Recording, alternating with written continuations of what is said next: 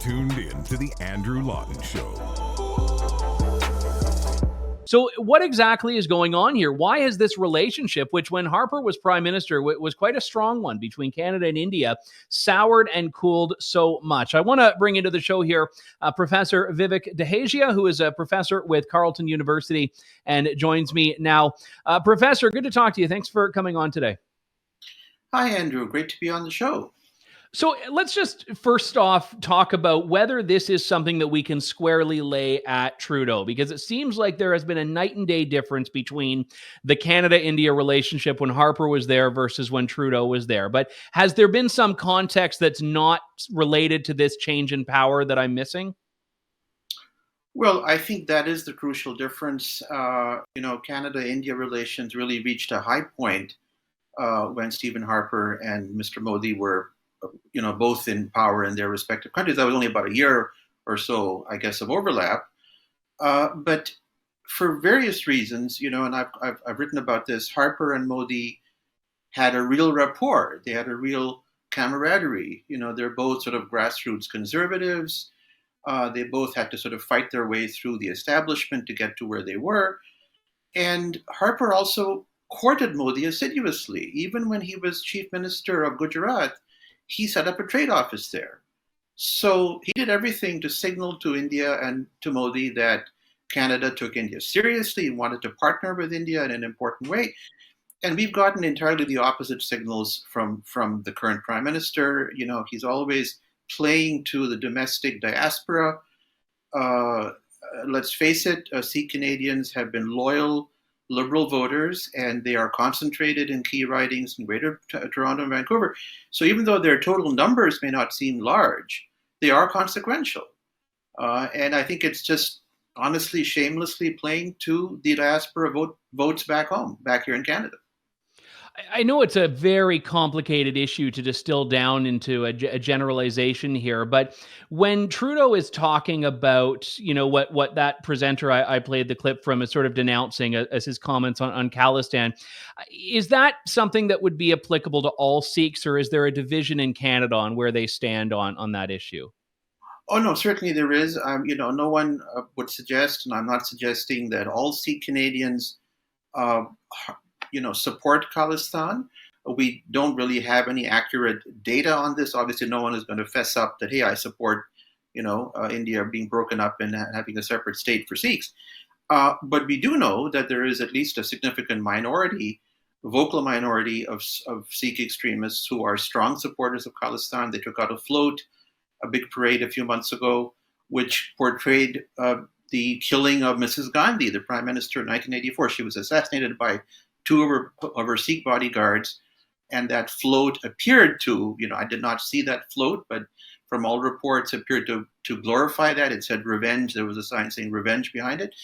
And that, India did not take kindly to that. So, the summit really kind of summarized everything that's gone wrong, that Trudeau has prioritized domestic diaspora politics, and he's not taking the big picture view, Andrew. I mean, India, look at the fact that in the US, whatever, Trump and Biden are different in 99% of the ways that, they could be different.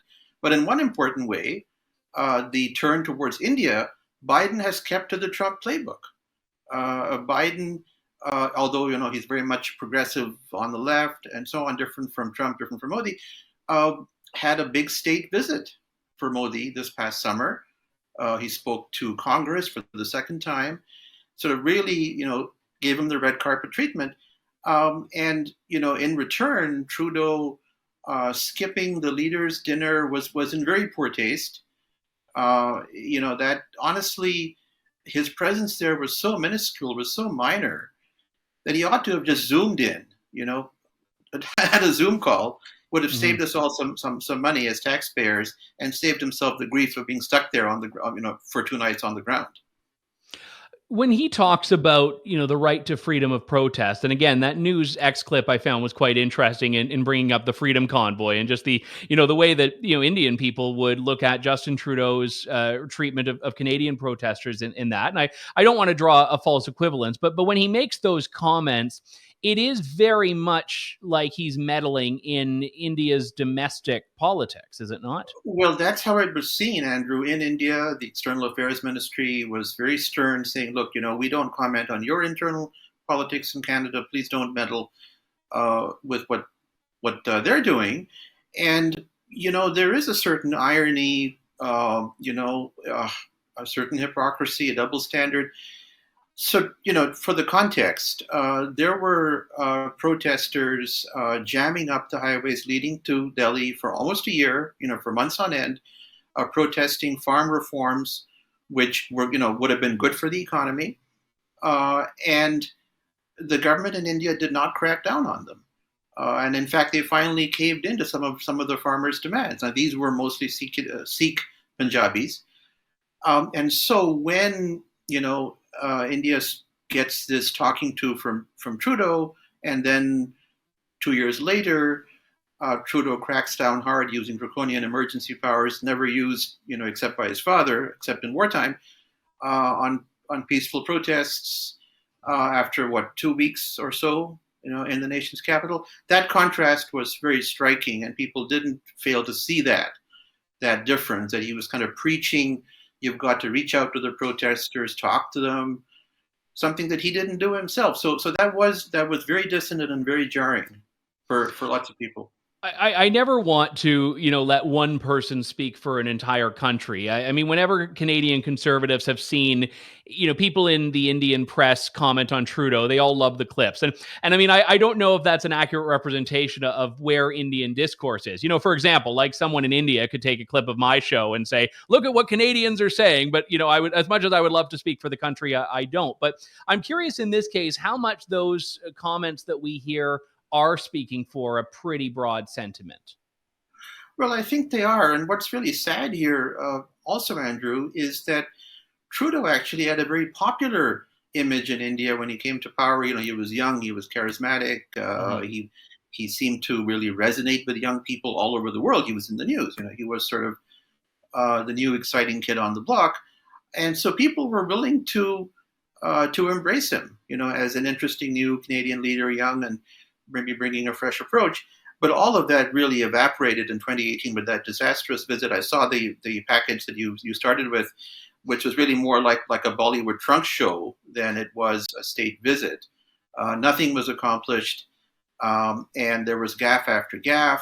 The last one that really put it off the rails was when a convicted Khalistani terrorist was invited to the official High Commissioner dinner, that private reception that Trudeau hosted, and was photographed with with Sophie and so on, and was all very, very embarrassing for Canada. And the Indians, did not take kindly to that. That someone like that got on the official guest list for the Prime Minister's private reception to close that week there. It was really, really very embarrassing, and people did not, fail to see that. What message that sent.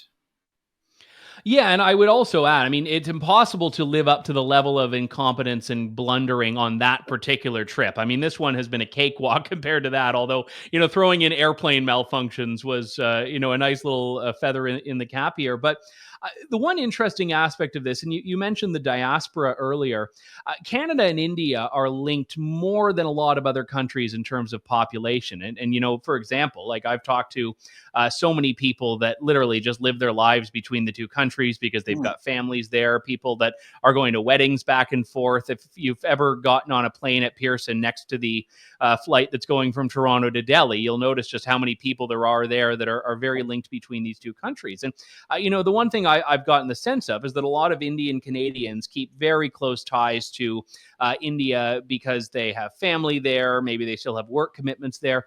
So these two countries should be getting along. And I'm wondering what it would take to salvage that. Because at this point, if there's not even a basic respect for the Canadian Prime Minister in India, which it sounds like is the case, is this relationship literally on ice until there's a new government in Canada or a new government in India? I'm afraid so. In fact, I don't think that really there's any way at this point. We've gone from a deep freeze to the Arctic tundra here. In terms of where we're at, and really, as you put it correctly, if Modi loses next year or Trudeau loses, whenever, and there's a new prime minister at either end, there could be sort of a chance to jumpstart Canada India, but really it's completely stuck now. And again, it's really, really disappointing that because Trudeau's own foreign policy manifesto, this Indo-Pacific strategy, called for reaching out to India. Now, you mentioned the diaspora, and I wanted to say one word about that, if I may, Andrew. Please. Both the U.S. and Canada have large Indian diasporas, but there is a difference. This is something that people don't often always acknowledge. There are major fissures, major cleavages in the diaspora here in Canada, because there is a large percentage who are Sikh Canadians. As I say, a small minority, but a small but vocal minority, still harbor hopes of Khalistan, this independent homeland for the Sikhs that led to a spate of terrorism in India in the 80s, the killing of the prime minister. And so, unfortunately, that group of people is intrinsically going to be very, very negative towards India. And I think that colors the diaspora relationship. I mean, they go back and forth, but I don't think that all of them, I'm not talking about all of them, but some of them don't like the Indian government for what they perceive as the crackdown on Sikhs in Punjab as they see it. Whereas the American diaspora, Indo-Americans, for the most part, are really gung-ho about what's going on back where they came from. And so, for example, Biden or Trump or whoever doesn't have to play this game of, I've got to say one thing to the Sikh diaspora back in Canada, say something else to Modi. Their hands are much freer. It's hard to explain this. They aren't sort of monolithic blocks, these diasporas. They're made up of lots of different groups of people with lots of different views. And somehow, for some reason, the diaspora in Canada has not really played the role that it could have or it should have to really lead to a tighter embrace with India. It's not happened. Is that not in some way a consequence of Canada, like the specific Canadian interpretation of multiculturalism? Because it seems like in other contexts as well, we import these cleavages and these issues that are not settled in the homelands, but we add basically another arena for these battles. Oh, that's absolutely true. So Indo-Americans are first Americans, and then they came from India. So there's a basic unifying factor there. Now, of course, they have major cleavages politically, red versus blue, Trump versus Biden, and so on. But they're fundamentally they all agree that we are Americans first. And in Canada, there seems to be this fracturing, given our multicultural model, which certainly has its strengths, but it has led to a fragmenting of a larger Canadian sense that people have. That, look, I'm a Canadian. First, I'm here and I care about what's going on where I was born, obviously, but let's not import those grievances from back home, because this is our home now. So let's focus on what we can do together here in Canada. Last question, Vivek. India had offered a plane that apparently the Canadian government never took them up on the offer on to help Trudeau get home. Do you think they were being hospitable, or do you think they wanted to get rid of him? I saw that news. I mean, maybe a bit of both. I mean, I can understand why Trudeau didn't accept the offer. I'm sure there would have been all kinds of bugs on board to record the conversations, so to know what he really thought of what happened in India. But I guess it was sort of rubbing it in. A G7 country has a leader whose home he can't live in, official residence, unsafe to live in, and your plane doesn't take off. I mean, it's, really for Canada, this is such terrible PR, such terrible, people see this stuff that, this is what the Prime Minister of Canada, his plane doesn't take off, and he's sort of basically camping out, on the grounds of Rideau Hall. I remember the indignation when Pierre Poilievre, the Conservative leader, said Canada is broken, and Justin Trudeau gets up there and says, Canada is not broken, just like everything in Canada, apparently even that he needs and uses is. Professor Vivek Dehejia of Carleton University, great to have you on the show at last. Thanks so much for coming on today. Thank you so much, Andrew. Thanks for listening to The Andrew Lawton Show. Support the program by donating to True North at www.tnc.news.